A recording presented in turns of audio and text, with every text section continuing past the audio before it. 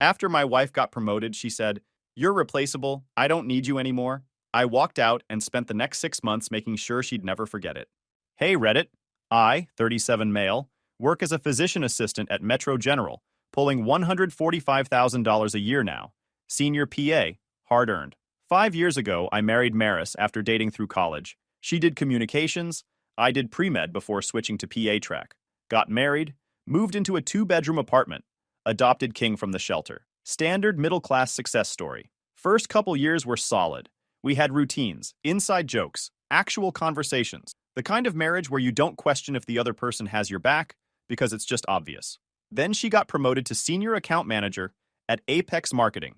$73,000 to $98,000 overnight. Suddenly, she was nearly matching what I made, managing her own team, getting invited to strategy meetings with VPs. I was proud of her. Genuinely. Told her so multiple times. But after that promotion, she didn't just get busier. She got different.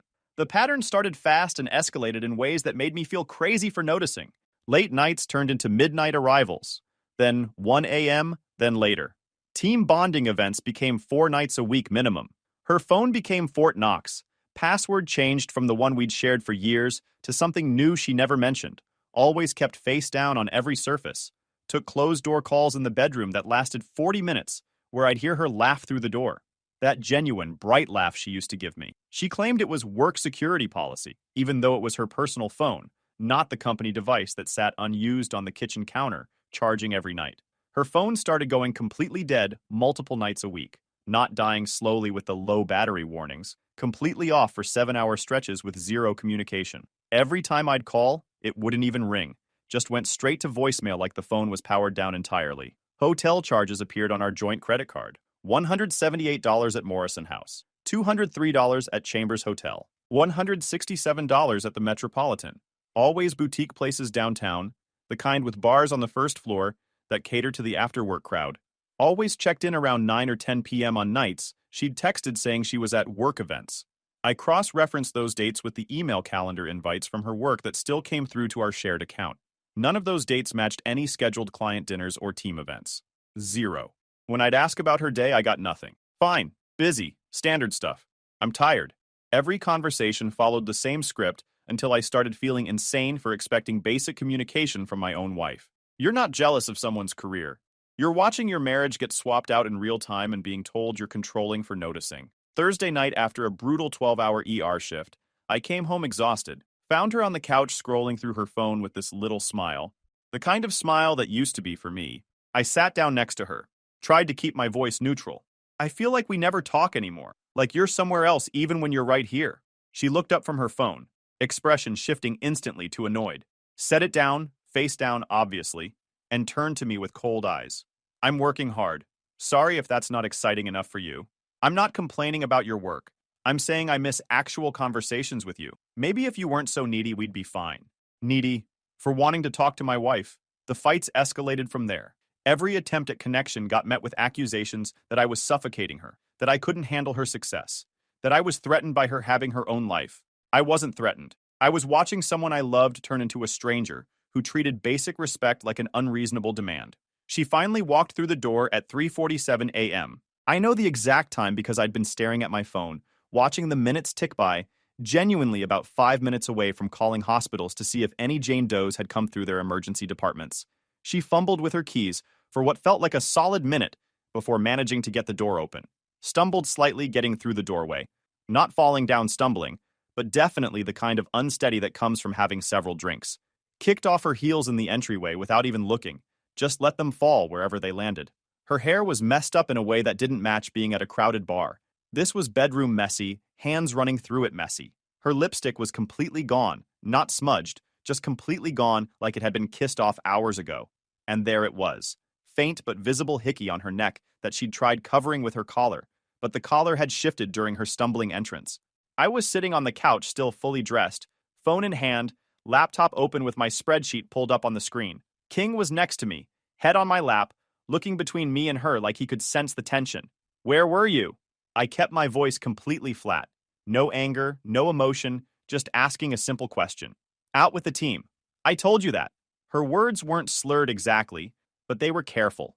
measured in a way that indicated she was putting effort into sounding sober. You said you'd be home around midnight. It's almost 4 in the morning. She dropped her purse on the kitchen counter with a heavy thud that made King's ears perk up. That ridiculous designer thing she'd bought right after the promotion. The one she'd casually mentioned cost around $3,000 like it was nothing.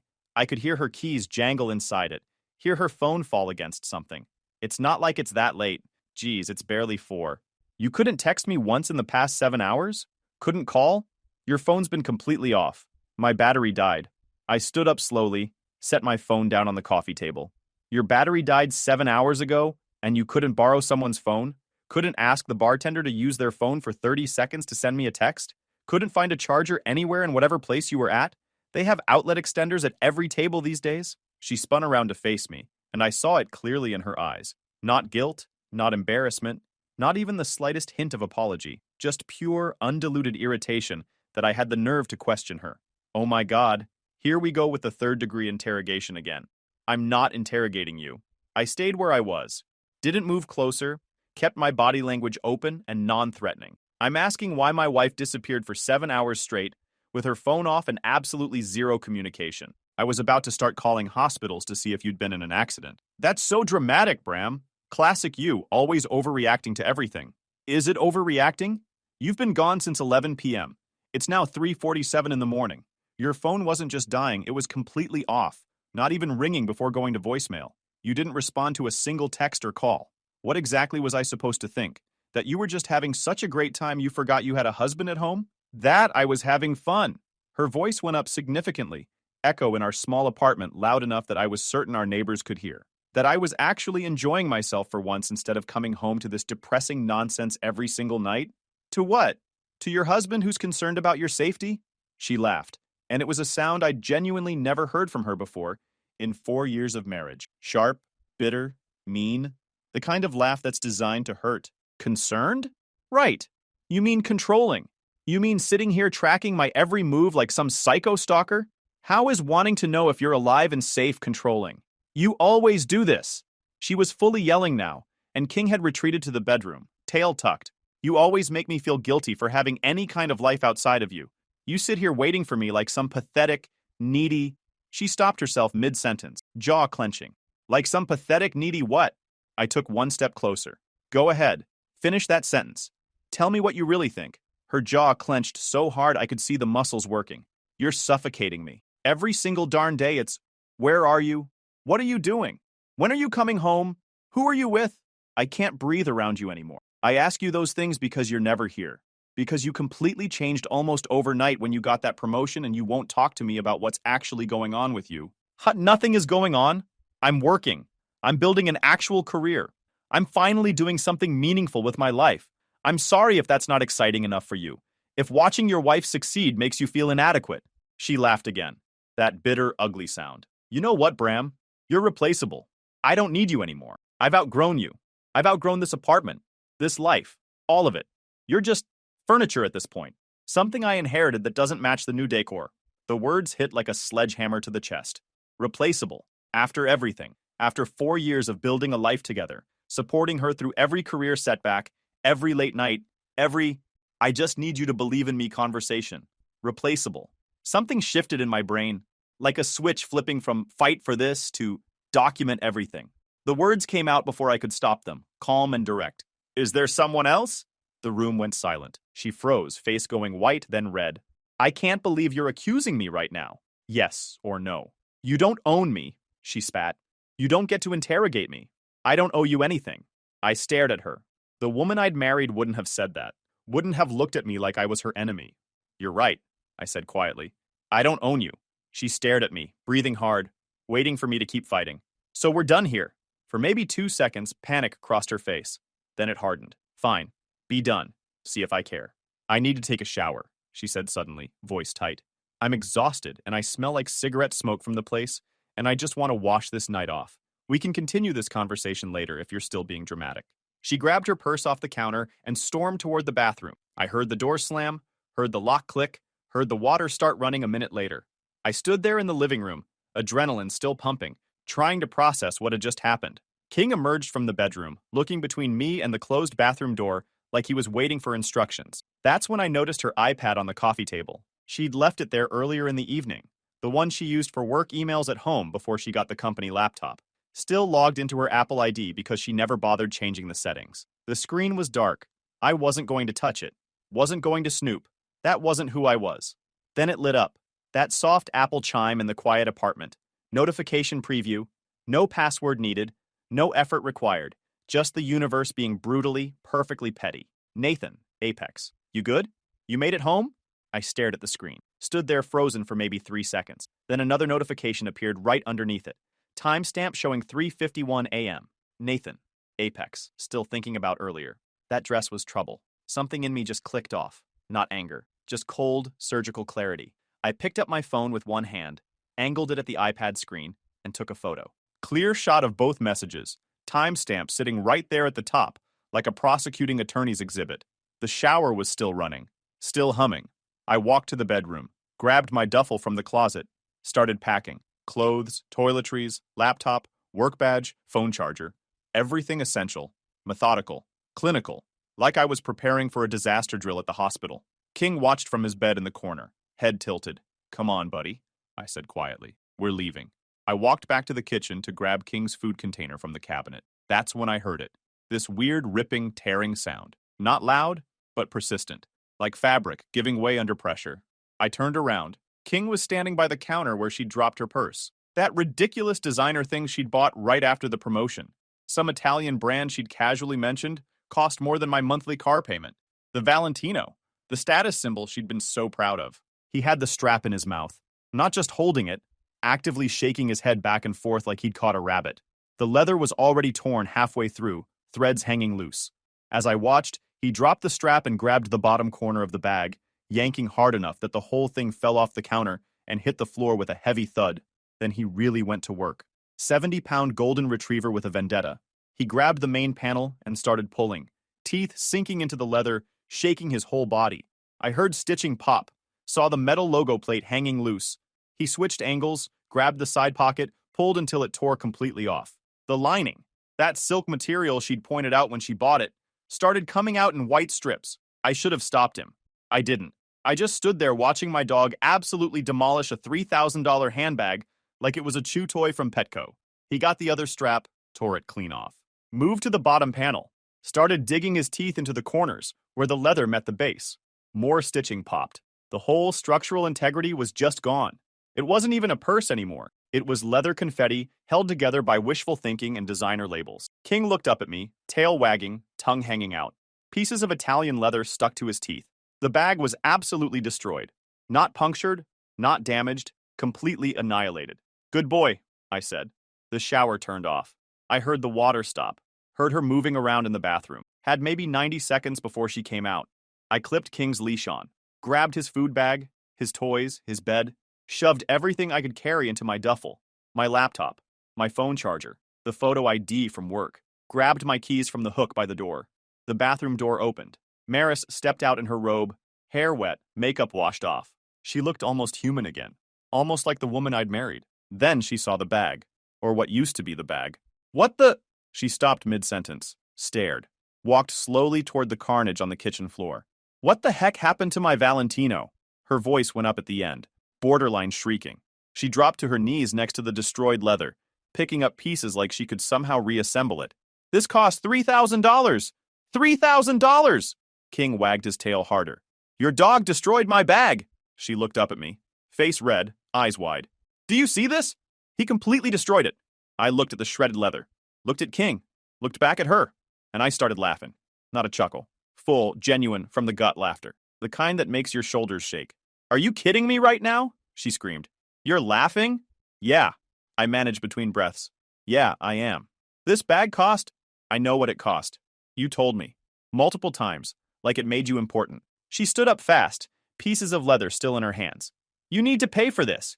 You need to replace this. Your dog destroyed my property." I wiped my eyes. The laughter died down, but the smile stayed. "Nah, I'm good.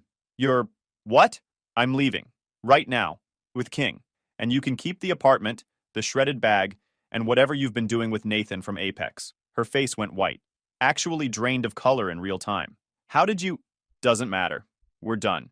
Enjoy your life. I turned toward the door. King followed, tail still wagging, completely oblivious to the chaos he'd created. Bram, wait. I opened the door. You can't just leave like this. I looked back at her one last time, standing there in her bathrobe, wet hair dripping on the floor, holding pieces of her precious designer bag, face a mixture of panic and rage. Watch me. I left my key on the counter, didn't leave a note, didn't say another word. Just walked out with King, closed the door behind me, and headed to my truck. Behind me, I could hear her screaming, muffled through the door, but still clear enough, calling me names, demanding I come back, threatening legal action over the bag. I loaded King into the back seat. He immediately curled up, tongue still hanging out, looking proud of himself. I got in the driver's seat, started the engine. Lachlan lived 30 minutes away. Texted him. You up? Yeah. What's wrong? Can I crash at yours? I'll explain in person. Also, bring dog treats. King earned them. Doors unlocked. I pulled out of the parking lot. Didn't look back at the apartment. Didn't think about Maris standing there with her destroyed bag and her destroyed lies. Just drove. King in the back. Freedom in front of me. Best decision I ever made. I crashed on Lachlan's couch for 3 hours, then went to work. Did my full shift because patients need you to be competent, regardless of your personal drama. During my lunch break, I handled the practical stuff. Pulled up the family phone plan on my laptop. I was the account holder. Had been since we got married because my credit score was better. Took me maybe 10 minutes to port my number out and cancel her line. Done. Next was the shared iCloud storage. 2 terabytes we'd been splitting for photos, documents, all her work files she claimed were so important. Changed the password, removed her access, downloaded the few photos of King I wanted to keep, deleted everything else. Streaming services took another 5 minutes. Netflix, Hulu, HBO Max, Spotify Premium, all on my card, all accounts I'd set up years ago. Logged into each one, removed her profile, changed passwords. Amazon Prime was the same deal. Her precious free shipping and streaming? Gone. Gym membership was under my corporate discount through Metro General. Called them, had her removed from the family plan. Let her figure out her own $89 per month CrossFit obsession. The toll tag was petty, but satisfying. She'd been using my Easy Pass for her commute to Apex every day, probably racking up charges driving to whatever hotel Nathan was meeting her at. Reported it as lost, had them send a new one to Lachlan's address. The old one got deactivated immediately. Joint credit card was trickier, because my lawyer would need to handle it properly. But I called the bank anyway, explained I was separating from my wife, asked what I could do to protect myself. They suggested I could request she be removed as an authorized user, or I could freeze the account entirely pending legal proceedings. I froze it. Let her explain to Nathan why her card declined at their next team dinner. The whole thing took maybe 40 minutes. Clinical, methodical, like preparing a crash cart for a code blue. I logged everything in a new spreadsheet tab titled Asset Separation with timestamps and confirmation numbers. Then I went back to work. Had 3 more patients to see before my shift ended. My phone blew up throughout the day. 23 missed calls by lunch. The texts followed a pattern. First, where did you go? You're being ridiculous. Second, okay, you made your point. Come home so we can talk. Then around 2 p.m., the tone shifted. Did you seriously cancel my phone line? Are you kidding me right now? Followed by, Netflix isn't working. What did you do? And finally, after she'd clearly tried everything, you're so petty. This is exactly why we're done. Final text came through on a different number, probably borrowed from a coworker. Fine, whatever, see if I care. I didn't respond. By the end of the week, I'd found a studio closer to the hospital. Small, but mine. King approved. I filed for divorce 2 weeks later. Paid a lawyer $3,500 to draft everything airtight, had it served to her at work. 3 days after I moved out, I was grabbing coffee before my shift when I ran into Hazel, mutual friend from college, someone we'd both stayed close with over the years. She gave me this weird look, half sympathetic, half uncomfortable. Hey Bram, how are you holding up? I'm good. Why? I heard about the separation. Maris told me yesterday. I'm really sorry you guys are going through. Standard response. I nodded. Yeah, it's been rough, but we're handling it. She shifted her weight, looking like she wanted to say something, but wasn't sure if she should. Can I ask you something? And you can totally tell me it's none of my business. Sure. Are you doing okay? Like mentally? I stopped mid-reach for my coffee. What do you mean?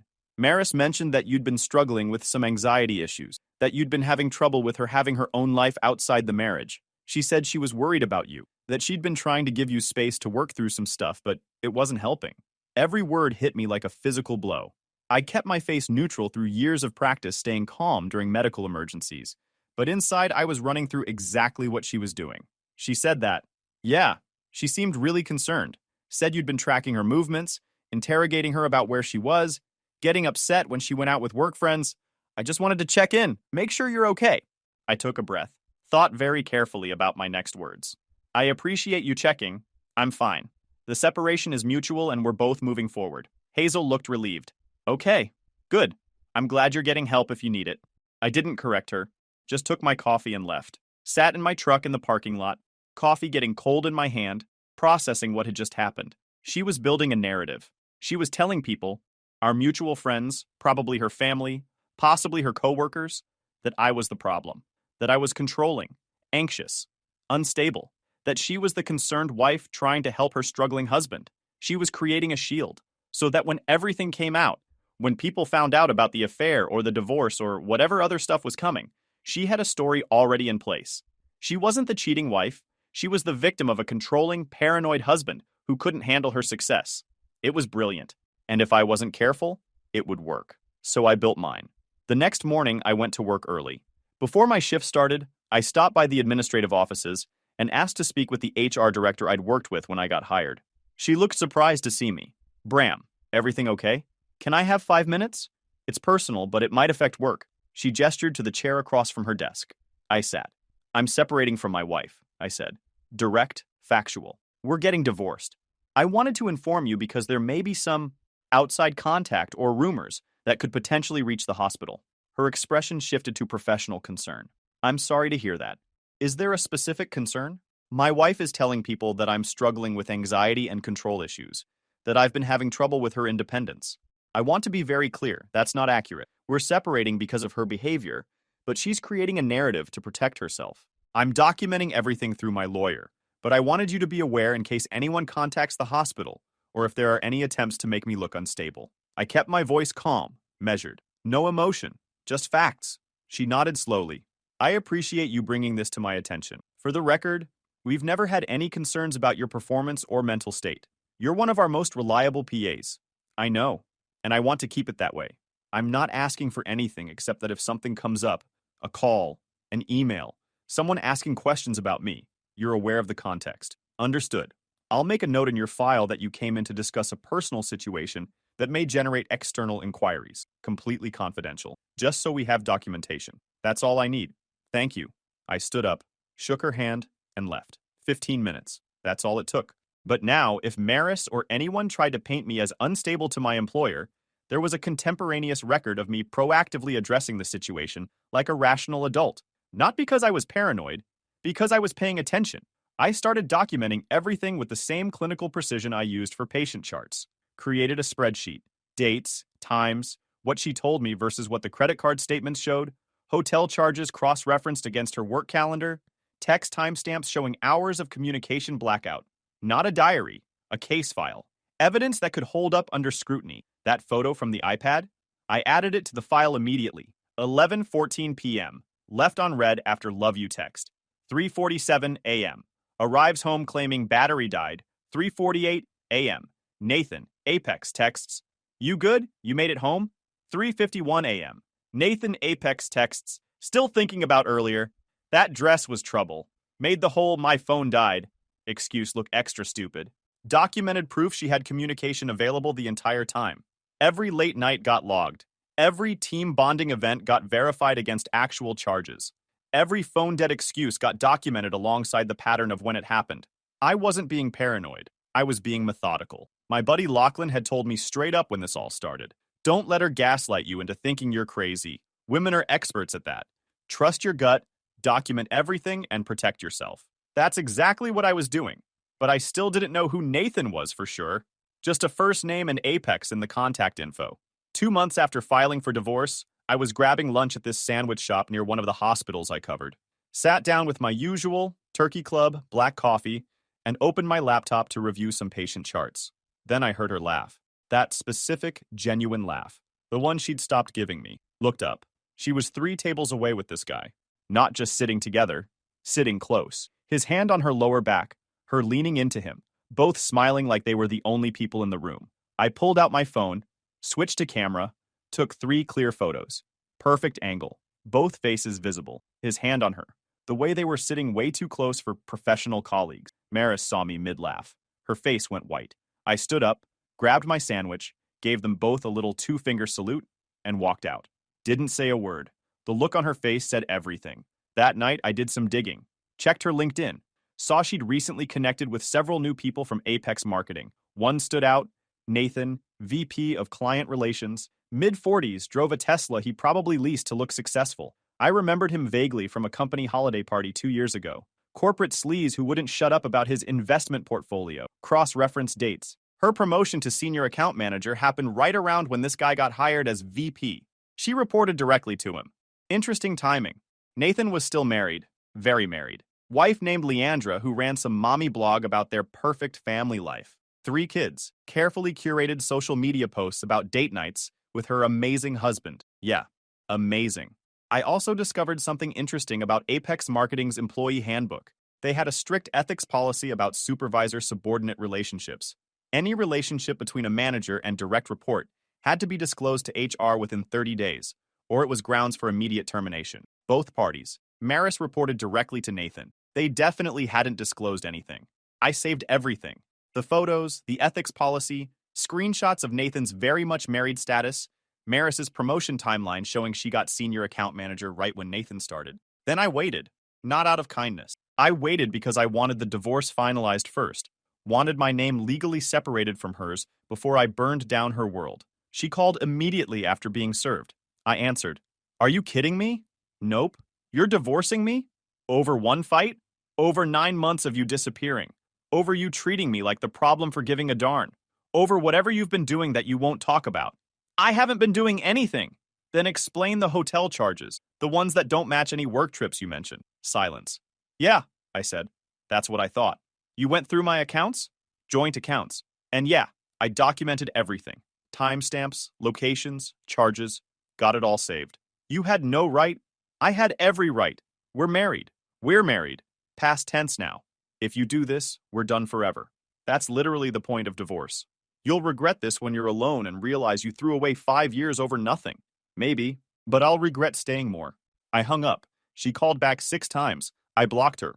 The divorce moved fast. She didn't contest it, probably because fighting meant discovery, and discovery meant all those hotel receipts becoming public record.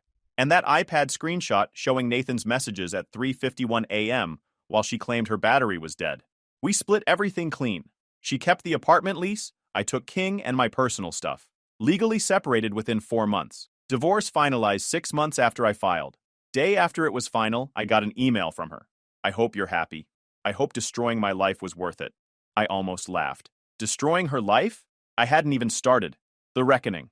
I gave it 2 more weeks, let her think she'd gotten away clean. Then I sent an anonymous email to Apex Marketing's HR ethics hotline. Subject: ethics violation.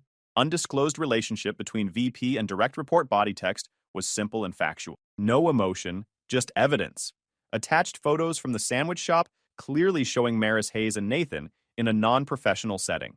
Attached hotel receipts from our joint credit card, showing charges at Morrison House, Chambers Hotel, and the Metropolitan on dates with no corresponding work events on her calendar.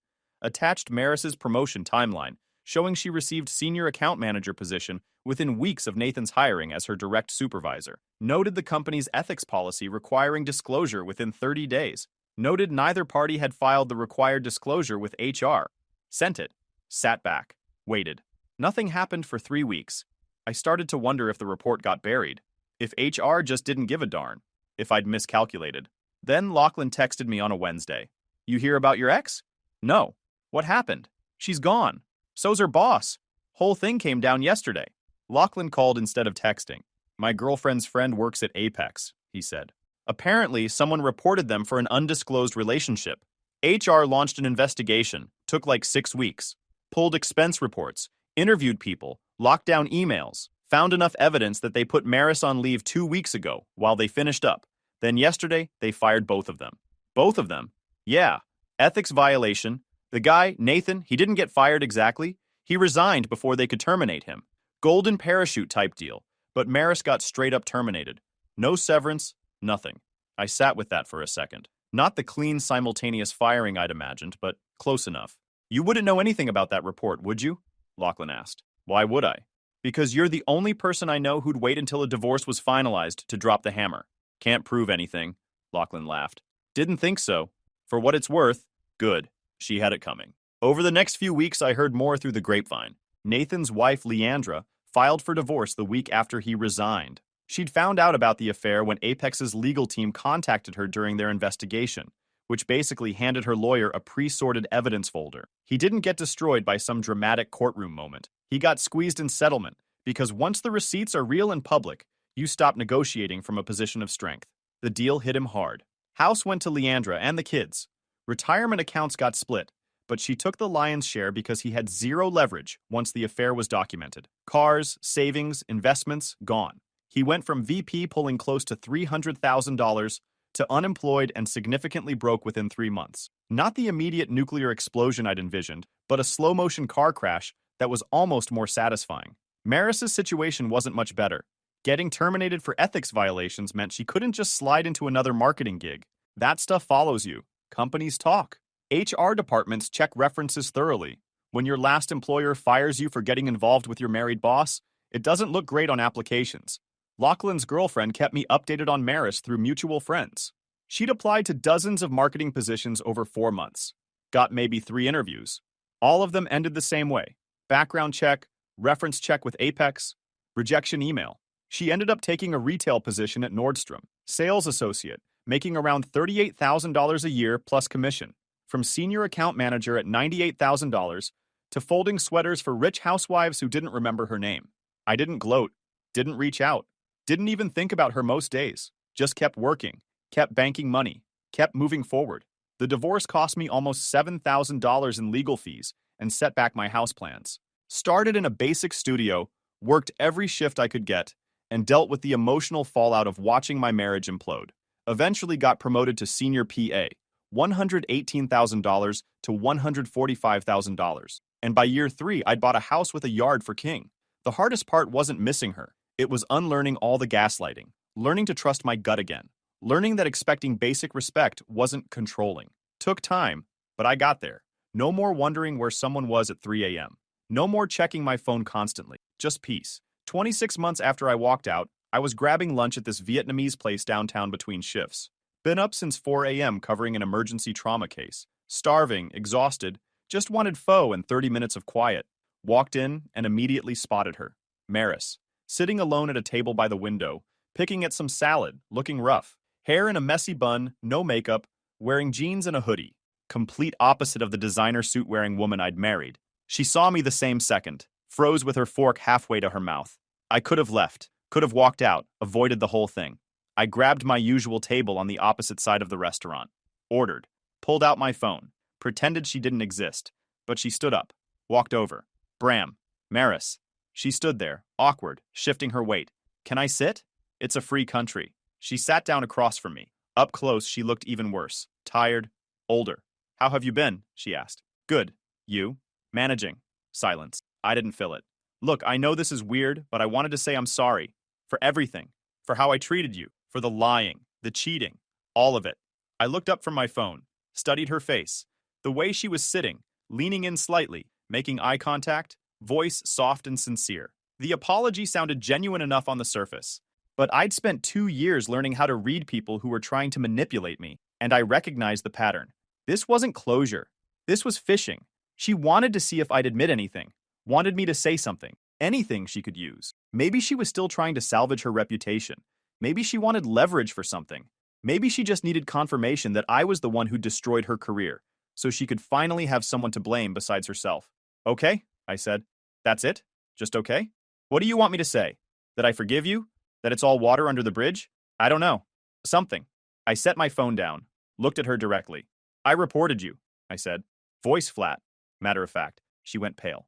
What? The email to Apex HR. The photos, the hotel receipts, the ethics violation. That was me. Sent it 2 weeks after the divorce finalized. Complete silence. She just stared. She couldn't finish. Yeah, me. She stood up fast, chair scraping loud. Face going from pale to red in seconds. You're a piece of work. Maybe. You destroyed my entire career. You did that.